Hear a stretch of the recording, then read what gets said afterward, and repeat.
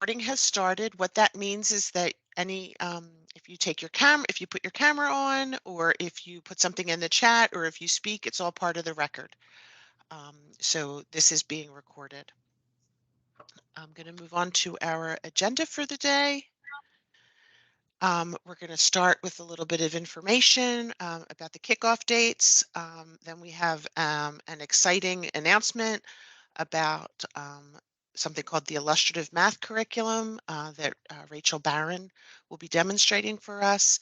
And then we're going to have presentations from two of your colleagues on what it takes to have a successful PIT meeting.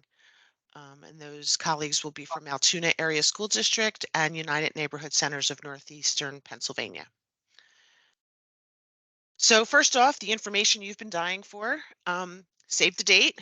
The kickoff is scheduled for August 1st through the 3rd, and will be once again at Patan in Harrisburg.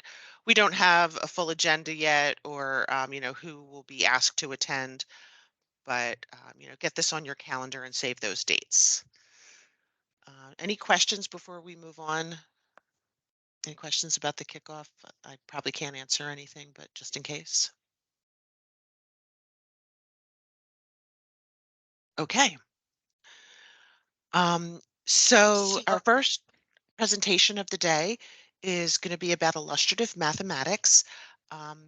It is an open source education resource. It's a large K-12 curriculum, and some of your colleagues across the state participated in a national professional development several years ago about aligning curriculum and looking at curriculum to see if it was CCRS aligned. And this was one of the curricula that we looked at, and we found that it was very closely aligned with CCRS, but obviously because it was K-12, it was huge.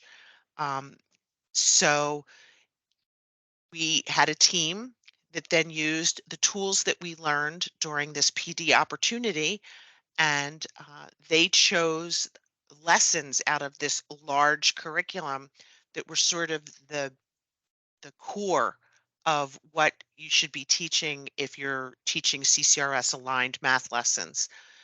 Everything's aligned to the major works of the level. And as you'll see when Rachel demonstrates for us, we've got it in such a way that the lessons appear sequenced and you can find them in a sequence. We think this is going to be a real help for your teachers, especially those maybe that are teaching math, but that are maybe not quite as experienced in teaching math. Um, Rachel Barron, if you're on, I hope you are, if you could unmute yourself, Uh, and I will give you the share. Are you ready for the Okay. share? Um, yes, I believe so. Okay, I'm going to stop sharing, and here's Rachel. All right. Okay. And can you see my screen? Yes, we see the lesson bank. All right. Yes. So I'm going to be showing you where we can find the illustrative mathematics lessons in that's on the PA Adult Ed Resources website now. So if you go to Teachers and Tutors, it'll be under Math Curriculum. Um, so as Christine mentioned, we did a lot of work to select the lessons that are going into each level. There are some other resources here to support instructors as they use it, as they use the lessons. It's mostly about the instructional routines. But for right now, what we have on the website is the level B materials. So level C and level D will be up soon, and they're going to look similar. So we organize these into units based on the domains in the CCRS standards.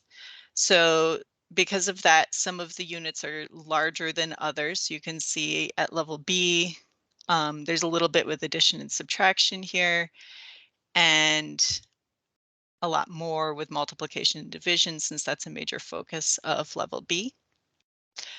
You can also see here in addition and subtraction, one of the things that we really tried to do is to make this flexible for instructors. So some of the key lessons are optional. So a teacher could go through and teach each of these lessons in order, but we know that adult learners come in with lots of different strengths and weaknesses. And so there are definitely times where an instructor might decide to skip some of the optional lessons. So I'm going to choose one of these lessons here to focus in on. Um, so just to note about these codes, this is referring to where the lesson is in the illustrative mathematics curriculum as a whole. So this is grade 3, unit 4, lesson 6. Most of the time, that's not going to matter much except just to help you know that you're looking at the right lesson. So for each lesson, we have instructor materials. So there is a detailed teacher guide. It has lesson purpose and timeline and the activities. Oops.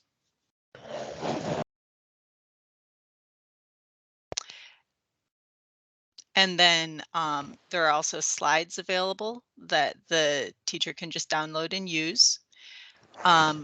We have, since the materials are aligned to the Common Core standards, we've gone in and identified the CCRS standards that each lesson supports. And written the learning goal here. So just to make it a little bit easier for instructors to choose which lessons to use. There are also assessment and practice problems associated with each lesson or unit. We also have student-facing materials. So we have the student tasks.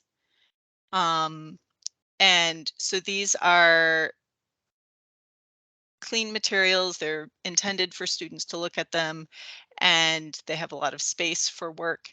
And you can see here that even at level B, although this is a lesson that focuses on multiplication and division, they're also starting to lay the groundwork for some of the algebra concepts that students will need.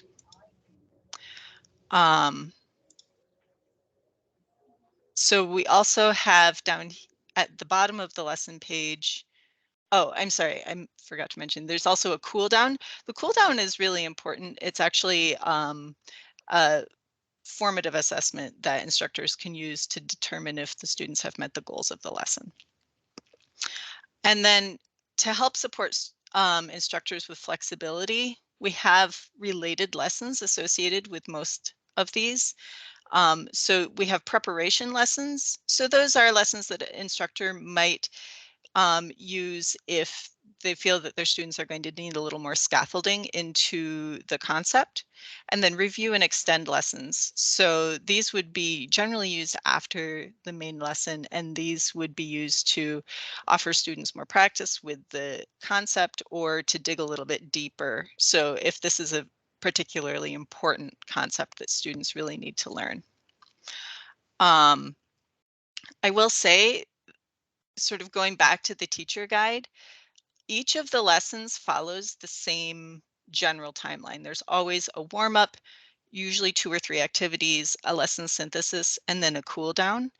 And this really makes it easy for instructors to adapt the lessons as they would need to meet the needs of their students. So you might use one or both of the activities from this lesson, and then add in another activity from a different lesson, either to help students prepare for the material here or to deepen the material. And that can also be used to speed up the pace of the class if necessary, or you can add activities if students need to spend more time with a particular concept. So there's a lot of flexibility built in here.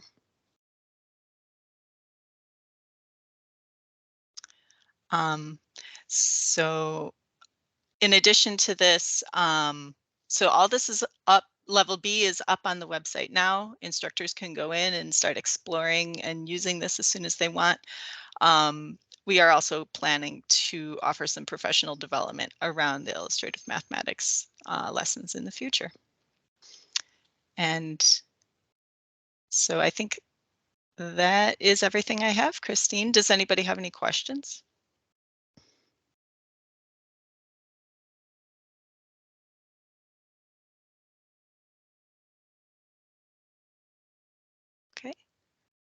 And I'm going to stop presenting.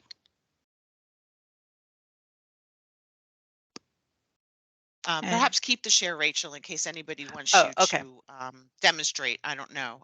The only comment we currently have is somebody who thinks this is very exciting and her teachers will be thrilled. So thanks, Kelly.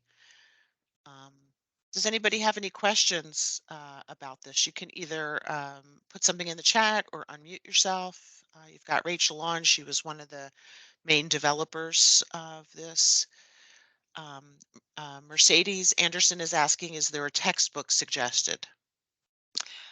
Um, so this basically is a textbook. The materials are all PDFs that you would print off, but the student materials, the student tasks would take the place of a textbook. So you can see here it has all the student facing materials associated with each activity. Um, Rachel, I don't know, did you show everybody the PowerPoints? I might have missed that if you did. So each lesson oh yeah, comes with, mhm. yeah, each lesson So comes with slides. Go ahead, Rachel. yeah, so here's an example of some of the slides. So this is, to guide the instructor's discussion in the course, and then also includes some um, instructions sometimes for certain activities. So this would also these can also be, this is Google Slides, so you can edit these. So if you need to change the wording of a question, or if you're combining activities from multiple lessons, you can do that here too. And so this is each lesson, everything is aligned, right? So the Mhm. PowerPoint represents the content of the teacher materials and the student materials. So, it's a way for teachers who use PowerPoints in their classroom, as their presentation method, or if you're doing online classes, it's sort of all right here for you developed. Yeah, so you can see here, this is the warm-up slide, and then in the student materials, they also have the same image here. So the students, like if you printed this out and gave this to your students, or if you sent it to them as a PDF or put it in your learning management system, they would also have access to this same material that's in the slide. Rachel, we have a request for clicking on a cool down activity. Could you click on a cool down activity? Hmm. Yeah. So this is representing products as areas. Um, and you can see they would just create a rectangular area that represents 7 by 4 and explain their reasoning. Illustrative mathematics does a lot with encouraging students to explain their reasoning, and they actually include a lot of math language routines in the lessons. So if you then go to the teacher guide, the cool down is actually the first thing in the teacher guide, since it's sort of the ob- objective of the lesson. And it will show student responses, and often it will have, there will be some, I think it's down at the bottom, there will be responses to student thinking. So after students complete the cool down, depending on how the students react, then it will give you support as to like what you might do in the future to help make sure the students understand the concept. We have a request, Rachel. Can you please show how to find this on the website again? Yep. Um, so if you are on the main website, so this is just the paadultheadresources.org, you go to teacher tutors and then down to math curriculum, and it's right there. So eventually you will be able to choose your level here. Another question we had is there an answer key for instructors who might need it? Yes. So the teacher guide includes, for each activity, there are what they have student responses, and then they'll have the correct responses there. So I'm going down to this activity. So these would be the correct responses. And then they'll also give some guidance as to like what kinds of, sometimes there will be guidance as to like if you see students say this type of response, you might, what that might mean about their thinking. So here, like monitor for students who explain the meaning versus, maybe students who can't explain that yet.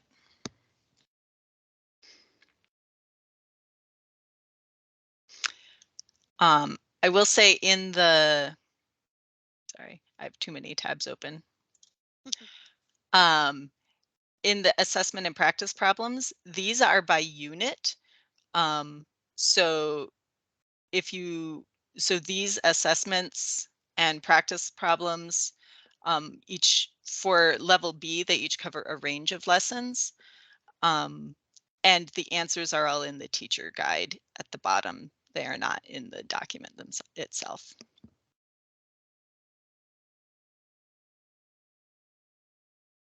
And can you go back to the main page of the curriculum for a minute? Mm-hmm. The entry page. Yeah. Yeah. Scroll to the bottom, please, Rachel. So as people in your agency are starting to explore this and work with it and look at it, you can see that Rachel's contact information is there.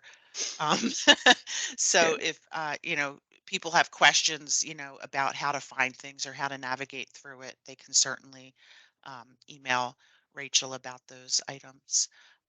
Mercedes is asking, yes, Mercedes, we are going to develop this for the math level, the other math levels. Next up on deck are levels C and D, and they will be coming sometime this spring. And then we've discussed doing level A, and I think that that is highly likely.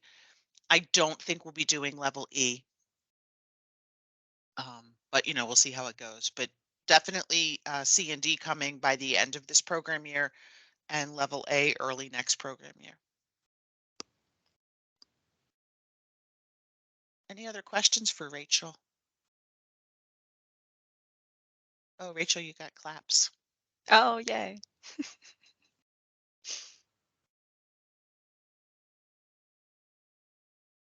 Okay. Um, Rachel, thank you very much for coming on and showing everybody this and for all your hard work and your team's work getting this together. I know that Chuck Klinger helped and Maribel Ojeda and a variety of others. Yeah.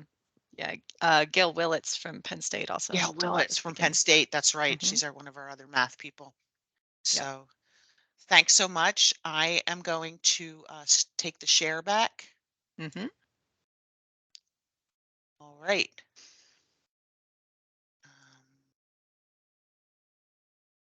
Go. So I don't see any more questions, just a lot of thank yous. So we are going to move on. Hey, Christine, this is Lori Cebulski from Goodwill. I just thought of a question really quickly before you Sure. move off of it. If we contact our consultants, if we wanted to have Rachel come in and do a little bit of staff training with our staff, would that be okay? Yeah. Yeah. Oh, For sure. That's a great thank, idea. thank you.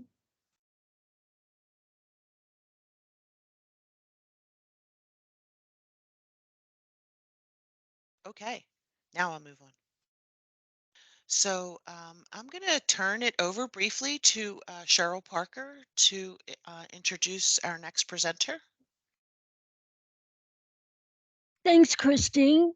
It is a privilege to introduce to you Tina Swineford, who is the Administrator for Adult Education in the Altoona Area School District. And Tina has agreed to give some pointers that may help your PIT minutes. Altoona does a terrific job on their PIT minutes, and we have asked her to share those. So, Tina. Welcome, thank you, and please begin. Thank you, Cheryl. Good morning, everyone. Thanks for inviting me to share tips that I believe result in meaningful PIT meetings within our program. So anyone who knows me knows that I like to keep things simple. So my goal today is to share some simple tips that help our agency's PIT meetings stay productive and time well spent.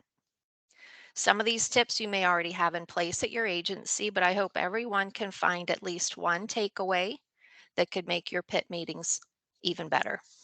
Next slide, please. So as the program director for the Altoona Area School District's Adult Ed program, I would like to let you know that we are a relatively small program. We're contracted to serve 100 learners in Blair County. But during the previous contract, we provided services to 217 learners in 3 counties. So we kind of have some experience with small and also experience with having to manage this from a remote standpoint as well. When I told my staff that we had been invited to present information about successful PIT meetings, I asked them what they thought made our quarterly PIT meeting successful. So these are the 3 tips that they told me. One was using the PIT meeting template. It keeps us on track. 2 is the data dive. And 3 is the high level of staff engagement that we have at our PIT meetings. So let's look at each of those more closely. Next slide, please. So our first tip is the PIT meeting template. This allows us to work smarter, not harder. We've all been at meetings where the data is projected on the wall. Someone either explains to us what it means or we're asked questions about it.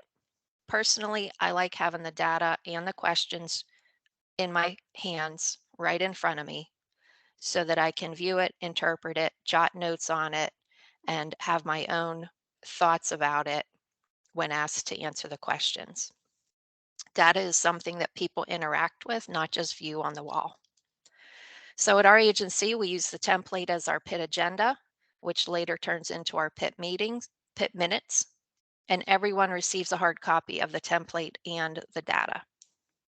The simple template provides a structure to keep the meeting on point, sets the purpose for the meeting, and provides the staff with the tools, data, guiding questions so that they can participate openly and comfortably. Working this way leads to an efficient 1-hour PIT meeting. So next slide, please.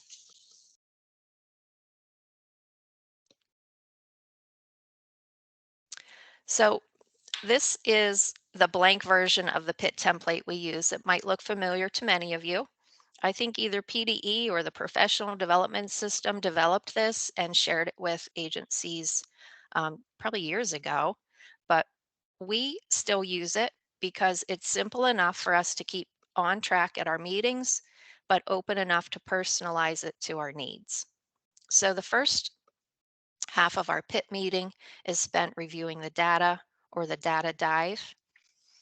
During this time, we review data that's most relevant to the quarter that we're in.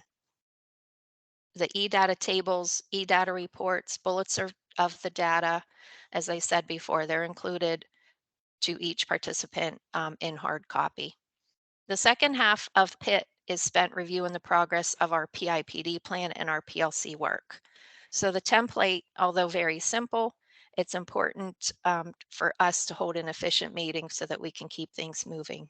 We also include the PIPD objectives that our agency is focusing on so that those are a constant reminder for everyone of what our work is concentrating on that particular year. Next slide, please. So tip 2 is our data dive. The data that we dive into is always different each quarter. It's relevant to the quarter that we're in, and it's often data that we are curious about. It's important to me that every staff person in every role understands what each of the PDE performance targets are, how we track our performance, and our progress in each quarter, whether it's on track to meet the targets or not. Our PIPD objectives align with the data that we review and analyze during PIT. Since we only take 30 minutes to review the data, and there are so many reports to choose from, I select one based on the most relevant to that quarter. For example, in quarter 1, which occurs in September, eData is often not open yet. We're still rolling over previous learners, or hoping to, enrolling new learners, increasing instructional hours so that we can get to the post-testing. So we don't spend precious time at PIT reviewing Table 4B at this point in the year. It's just too early.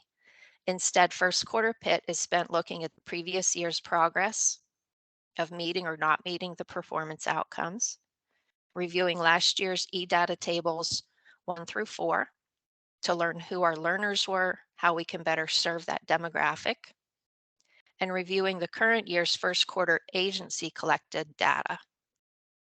So at that point, we're taking a hard look at who are the reportable individuals who have less than 12 hours. How can we engage them better? How can we increase their learning through remote or supplemental options? We also take a look at who rolled over from last program year. Who didn't roll over might be even more important at this point in the year, and can we contact them to return?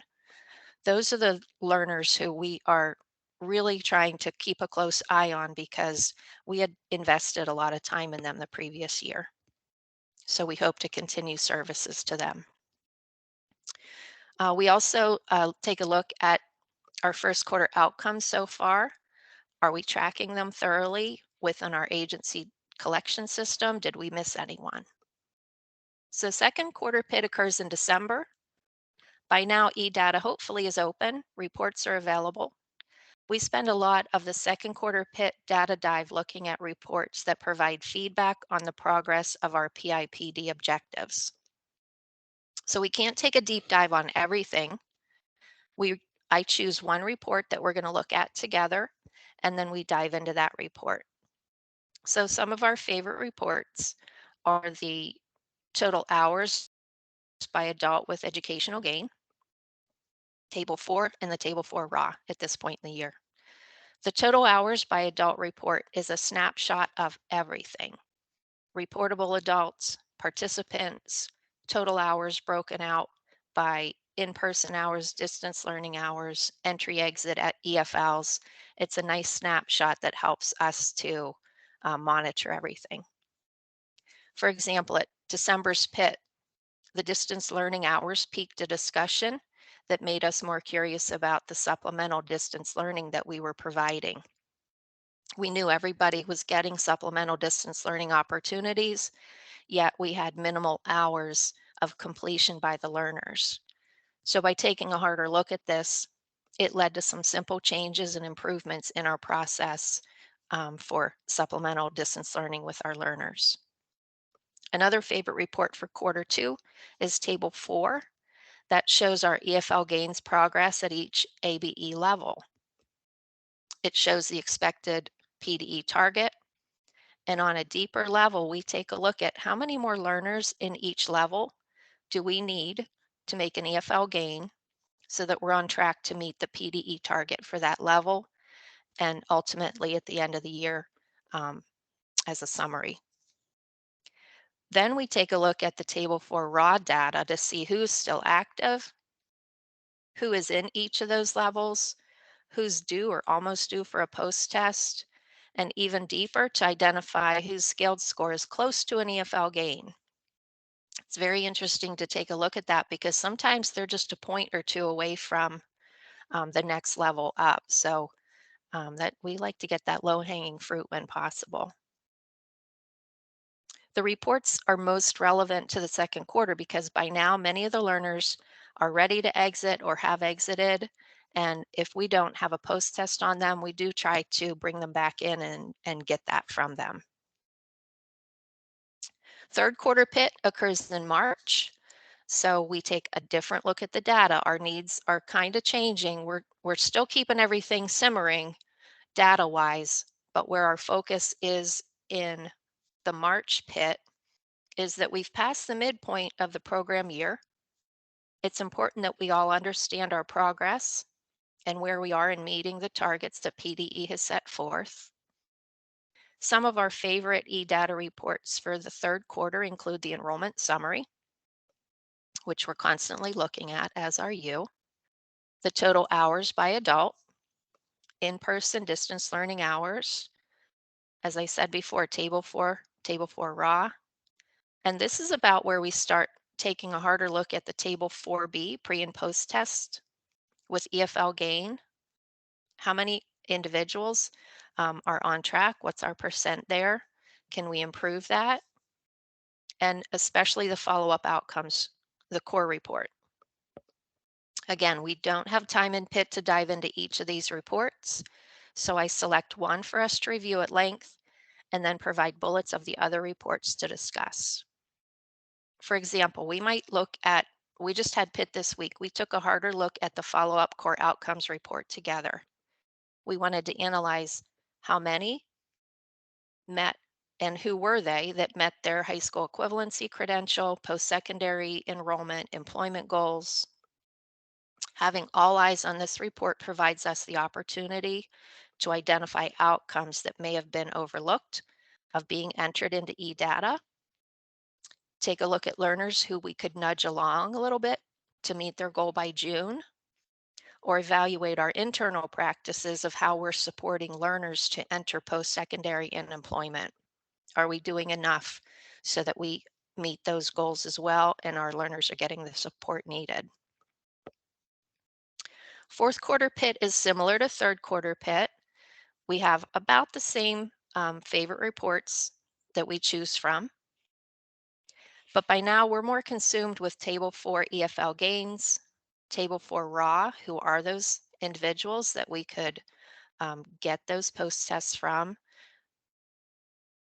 and table 4B to identify learners who need a post test or even an updated TABE that we can roll over into the new program year so that they can hit the ground running in July. During fourth quarter PIT, we might dig deeper to see who's close to the scaled score needed to make an EFL gain, who would be unable to make a gain unless we post test them in the next TABE level. Those of you who use TABE understand what I'm saying when I say the TABE level M, math. If they pre-test into an NRS 4, it's impossible for them to make a gain if you post-test them with TABE M level, TABE M math. So this requires being aware of who those individuals are with a pre-test in TABE M level 4, because they'll need post-tested at a TABE D, and they'll also need taught through some of the TABE D standards, so that there's an opportunity for them to make an EFL gain. So as you can see, the data we dive into each quarter is different. It's relative to the time of year that we're in, and it's aligned to our PIPD goals. Our entire staff works hard to understand the data and how it leads to meeting the performance targets. Next slide, please. So tip 3 is staff engagement. So my motto is the person doing the work is the one who's doing the learning. So if my goal is for everyone to understand all aspects of adult ed and the pathway to successfully meet the performance outcomes, then I have to share this work with everyone on the team. Shared ownership means everyone, every role participates, and everyone learns, especially me. I don't have all the answers to what's working or all the solutions for what's not working. We need each other for this, and that's our shared ownership. At our PIT meetings, everyone's voice is valued. Fresh eyes on the data is always beneficial. Our PIT meetings are facilitated versus lectured. Staff are guided to analyze and provide input versus me or our in-house professional development specialist telling our analysis and giving our input first. Staff are actively engaged in using guiding questions on the template versus being silent observers waiting for their buckets to be filled or the meeting to end. And our staff knows we're all in this together. Meeting our targets and our learners meeting their goals is a shared responsibility for all, not just of some. The in-house professional development specialist and I share the responsibility of preparing, facilitating, and taking PIT minutes. So I'm primarily responsible for the data dive part, where our in-house professional development specialist takes the minutes and participates. And the second half of the meeting, she handles the PIPD plan, the PLC progress, facilitation, and I take the minutes. And then we use the PIT agenda that was on the template to expand it into our shared minutes that we send off to our advisor.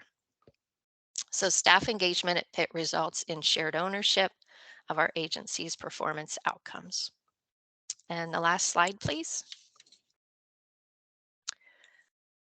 So to sum it up, I share these 3 tips with you. Use the template to ensure efficiency of your time and your staff's time.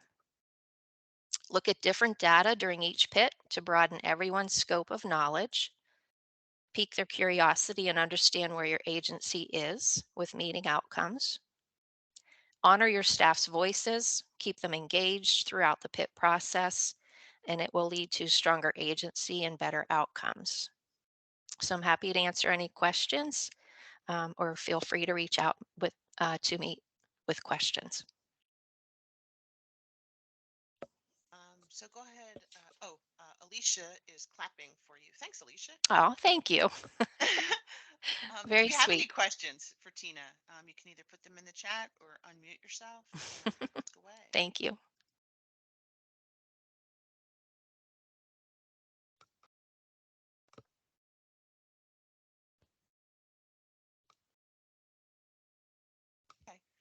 So we'll move on, but you'll have time at the end after the second presentation to ask questions about both. Tina, that was really informative and super organized. So thank you so much. Sure. Thank you, Tina. You're welcome, Cheryl. Thank you. Your wonderful presentation and excellent materials are exactly why we asked you to present today. Thank you. Well, I appreciate the kind words. Thank you. Okay, so let's see. Oh, Dawn Hannah did have a question for you. She may have missed it, Tina, but she wanted to know who participates in your PIT. Everybody, all roles, our student support coordinator, our data specialist, our instructors. And as you know, they wear multiple hats. So one is the in-house professional development specialist. One is our digital literacy specialist. One's our assessment coordinator. Even when we had 3 counties, all staff was expected to participate. There's just so much information and so much relevance to all roles. It was important to us that everybody is hearing it and understanding and has their opportunity to give their 2 cents. Is participation mandatory? I guess so. I never had to come out and say it's mandatory. But yeah, it would be if somebody asked if they had to be there. Yes, Laura Zangari wants to know if there'll be a copy of the presentation. I attached to the meeting invite, I think I attached the slides and they will also be posted along with the recording. And Connie and Dawn both said thank you. Thank you. Okay, so now we are going to move on. I'm going to turn it over to Mary Wilson briefly to introduce the next program up that's going to talk about their PIT meetings. Thank you, Christine, and thank you again, Tina, for that wonderful presentation. It is my pleasure to have Daisy Corretto, who serves as the Assistant Director of Community Education of United Neighborhood Centers of Northeastern PA. And today she will be sharing her agency's itinerary and perspectives of their successful family literacy PIT meetings. So Daisy, take it away. Thank you, Mary. Good morning, everyone. And I just would like to thank the division and Mary, of course, for this opportunity to share information about our program, our agencies, PIP meetings, and just how we have been able to establish a culture that's based on reviewing our data, integrating all of the different perspectives, as Tina had mentioned in her presentation, in order for us to meet our program outcomes. So as Mary mentioned, I am the program administrator for our agency's family literacy program. Our program is based in Scranton, Pennsylvania. We are a relatively small program, and we are contracted to serve 45 families in the area. Next slide, please. So some key points that I would like to share with everyone today include the definition and purpose of the PIP meeting, and a lot of this information can be found on the PA Adult Ed resources page, which has been very, very helpful in leading our meetings and in our program in general. The culture behind our PIP meetings, how we view PIP meetings and what do they really mean to us, how we organize them, what do we do with this information, the approach to the PIP meetings, and then some logistical points about our meetings. Next slide, please. So the definition of the PIP meetings, this is taken straight from the resource located on the PA Adult Ed website. The program improvement team includes the administrator, the IHPDS, and members who will be directly involved in the current program year's program improvement. So again, all of this information is located on the PA Adult Ed website, but really this is what we use as a guiding principle for our program and how we move forward with analyzing various types of information and how we utilize that information to, again, reach those program outcomes. Next slide, please. So what does it all mean? Really, PIP meetings provide opportunities to review program performance, identify gaps, and brainstorm solutions. As Tina mentioned in her presentation, taking a deeper dive into our data, into current trends in our classrooms, in our community, which I will get into in other slides. That really gives us that opportunity to take, again, that deeper dive into what's happening in our program and how we can best utilize that information moving forward to strengthen the services that we are offering to our learners and to get us to meet those program outcomes. Next slide, please. So the culture behind PIP meetings, it's collaborative. It's a collaborative process. It doesn't live with me. This information doesn't live with me. As mentioned before, it's not a one person responsibility. This is a team effort. And so open dialogue is very much encouraged and welcomed, and they're what we consider key components of the PIP meetings. This is a space really to analyze and take a deeper dive into our program, really anything related to the program that we're seeing as challenges or just information that needs to be shared among the team. This is the space to do that. Encourage creative and critical thinking. So again, what are solutions that we can come up with as a team, not necessarily solutions that I as a program administrator am instructing or delivering, but really what does the team see, since the team, the instructors, student support coordinators, since they are the ones that are essentially on the front lines working with our learners directly, what are some of their ideas and how can we incorporate those perspectives? And the ability to see beyond the current picture and view the bigger picture, I know, and as many of you can agree, sometimes we can get stuck in that day-to-day mode where we're overseeing every single little thing, but really this is that time during these PIP meetings to look at our information, look at what's happening, to see that bigger picture. Are we working towards the things that we need to accomplish for the program year? Next slide, please. So what do we review? Essentially what Tina had mentioned in her presentation, we look at the data. So I'm probably of the select few that likes data and data entry and analysis. So, and it's not surprising, I'm also the eData specialist for our program. So for me, we have to look at the data. So eData for us includes those Access templates template reports. Because we are a family literacy program, some of our reporting consists also of looking at some of those family literacy components. So I know I'm skipping a little bit ahead, but we look in terms of those family literacy reports. We look at what are those component hours. We're looking at adult education.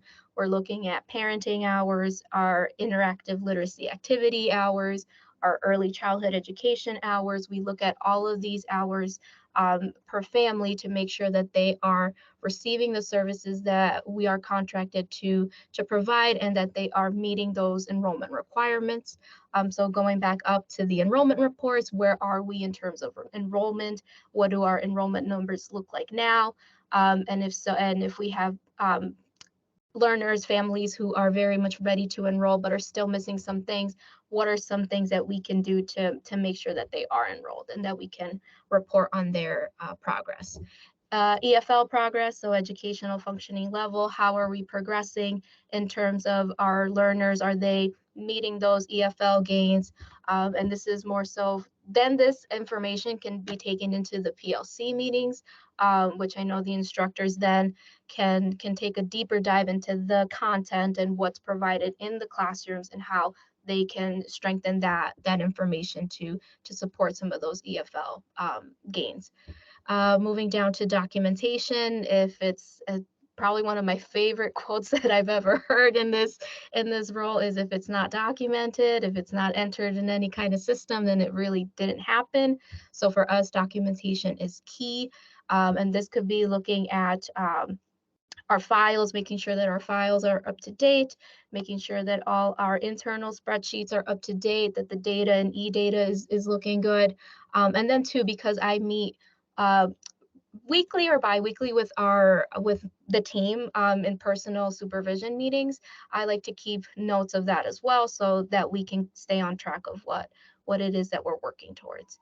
Feedback from learners, this is important, and this doesn't have to be anything too formal. Really, it's that opportunity to elicit that feedback from our learners and find out what's working, what's not working. Most of the time, and I'm sure a lot of you can agree, our learners usually say, oh, everything is fine, I enjoy coming, which is great. But really, if there are things that we need to work on that perhaps we're not working on, this is that moment in time for learners to share that. And then as a group in our PIP meetings, how can we implement some of those changes into the program?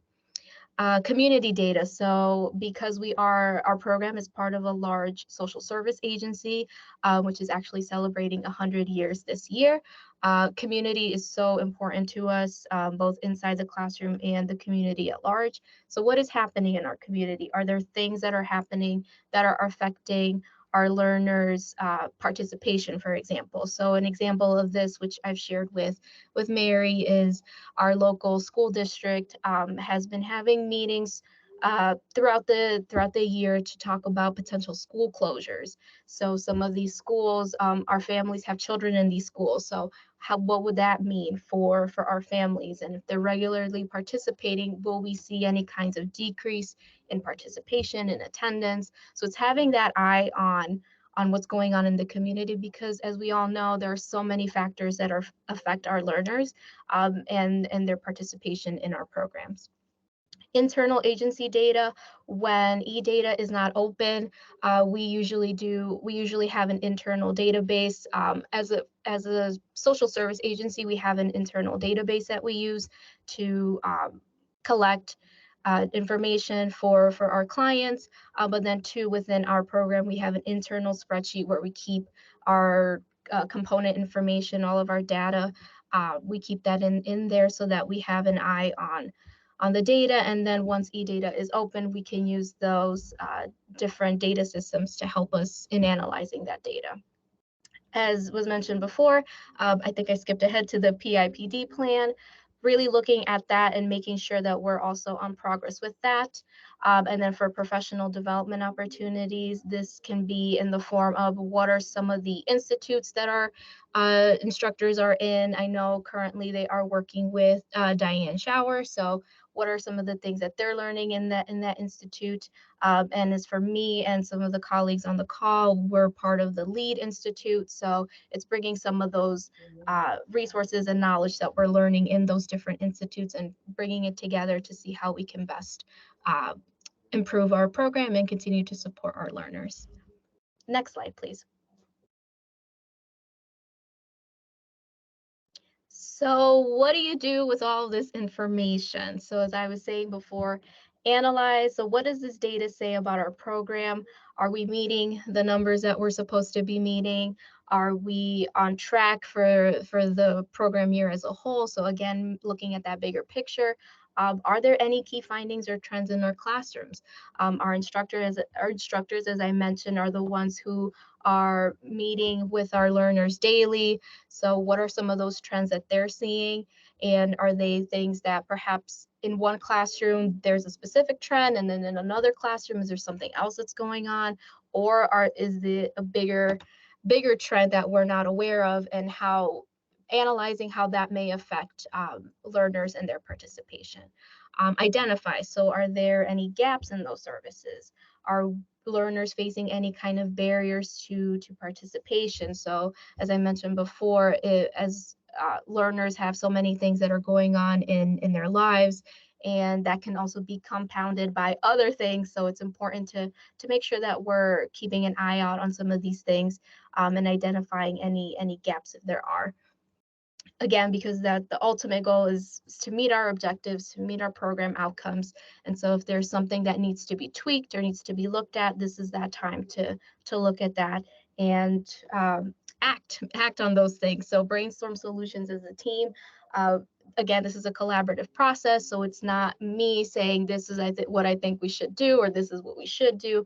It's more so really integrating the perspectives of everyone on the team and giving them that agency and that leadership opportunity as well for them to speak up and share things that they see or things that they think will improve our program and our services. So that goes along well with our developing action steps to address those gaps. What are some ways that we can mitigate those barriers?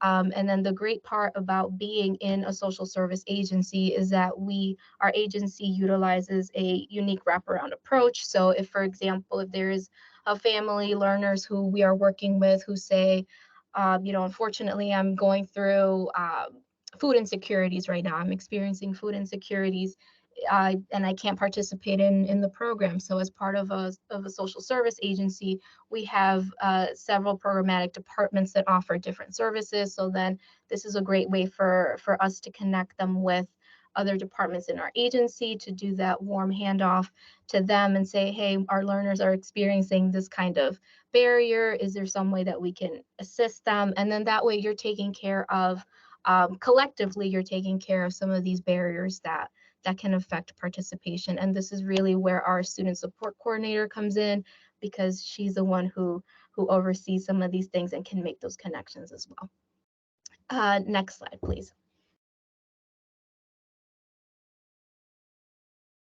So our approach, we start off with agenda similar to Tina with her template, where I like to start off by sharing any recent achievements, any challenges, any anecdotes within the classes.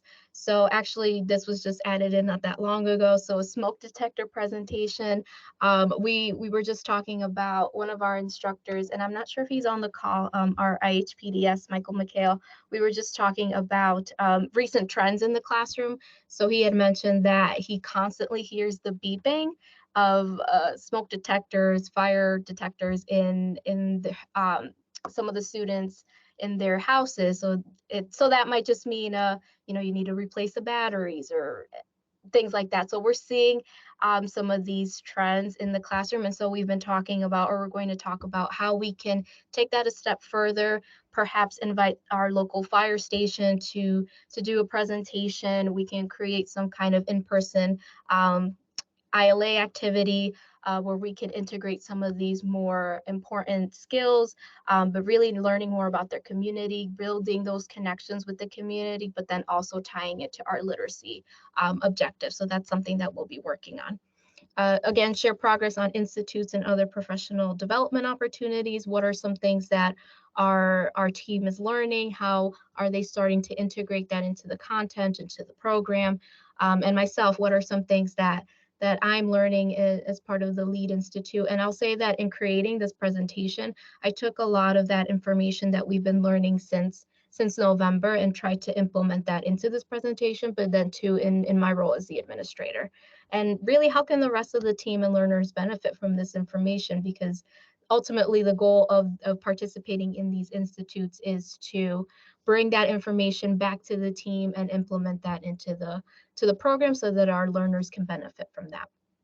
And as a program administrator, this is actually taken from that survey that we took as part of the LEAD Institute, just to recognize the team's work. When credit is due, then credit is due, right? We have to make sure that we're recognizing the team's work, but then also too, if there are areas that need to be strengthened, areas for improvement, then this is the time that we need to work collaboratively to address those areas.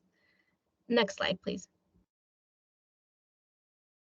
And just some logistics on how we organize our PIT meetings. So the frequency, as was mentioned earlier, they're quarterly, but they can be more frequent depending on the topics at hand. Sometimes we'll meet more times if there's something that just needs to take place, or we need to take a deeper dive into our location. So I prefer to have our PIT meetings in person.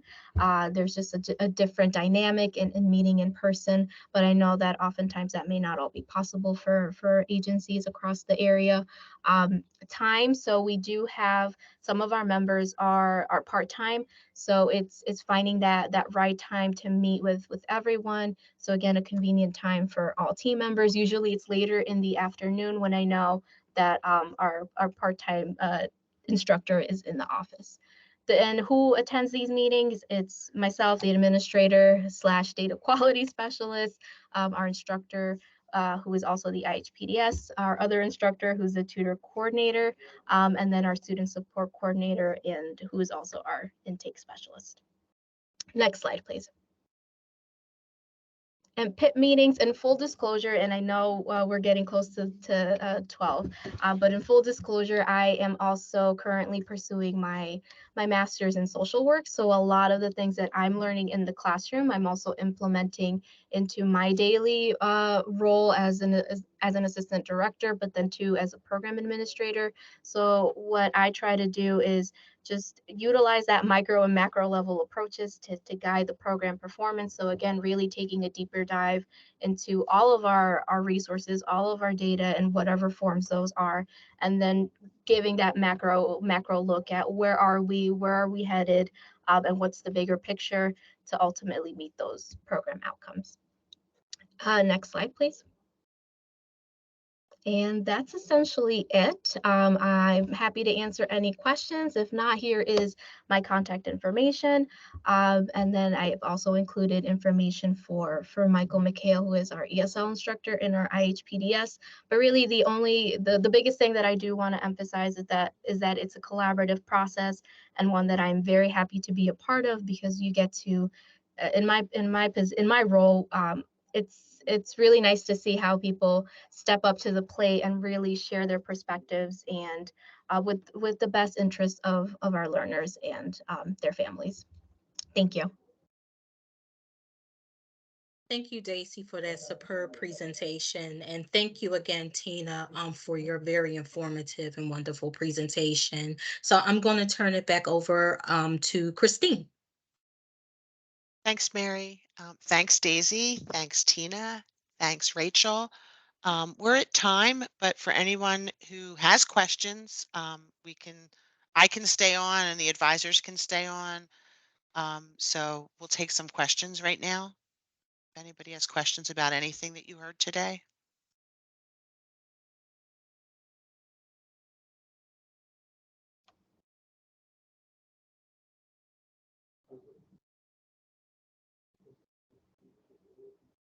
Just a bunch of thank yous so far in the in the chat.